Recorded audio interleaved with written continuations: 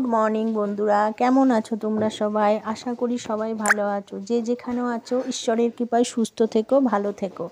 বারটা রবিবার 22শে জুলাই। চলো আজকের দিনে গল্পটা তোমাদের সাথে শেয়ার করা যাক। সকাল সকাল স্নান সেরে পুজোটা দিয়ে নিলাম। দেখো তোমরা, পুজো সেরে এবার রান্নাঘরের দিকে যাব। রান্নাঘরে যাব তা দেখি এই যে বৃষ্টি, সেই আবার বৃষ্টি শুরু হয়েছে। এই দেখো বাইরের ওয়েদারটা কেমন লাগছে। এত বৃষ্টি হলে না বন্ধুরা ভালো লাগে না। সময় সময় রোদ্দুর না হলে জামা কাপড় শুকোয় না, কেমন একটা লাগে যেন স্যাঁতস্যাঁতে। আমার তো ভীষণ অস্বস্তি বোধ হয়, তোমাদের কেমন লাগে জানি না। আমার জামা কাপড় শুকায় না, চারিদিকে স্যাঁত করে, যেন আমার একটা বিরক্তি লাগে।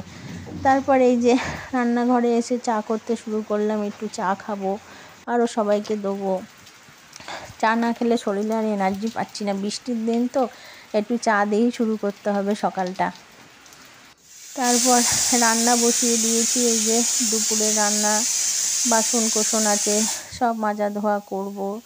তারপরে এখনও অনেক কাজ আছে। স্নান তো আগেই করা হয়ে গেছিলো বন্ধুরা, ভুল হয়ে গেল। আবার এই যে সব পরিষ্কার করে রান্নাঘর পরিষ্কার করে নিয়েছি, সমস্ত কাজ সেরে টেরে এই যে তোমাদের রান্না দেখাতে আবার চলে এলাম। এখন বৃষ্টিটা একটু কমেছে, বৃষ্টি হওয়ার পরে না বন্ধুরা রোদ্দুরটা খুব ঝলমলিয়ে উঠেছে। তা আবার বীভৎস গরম লাগছে, যেন প্রচণ্ড পরিমাণে গরম লাগছে। দেখো তোমরা বাইরের ওয়েদারটা, একদম রোদ ঝলমলে আকাশ। এই যে আজকে মা মেয়ে দুজনে খাবো তো, আজকে কেউ বাড়ি নেই, সবাই খাওয়া দাওয়া করবে না। তাই জন্যে মা মেয়ের জন্য শুধু ডিমের ঝোল আর কিছু একটা, আর উচ্ছে আর আলু ভাজা করেছিলাম। এই যে আজকে সিম্পল মেনু, সেরকম কিছু নেই। আর দুজনা খাবো, কি আর করব বলো।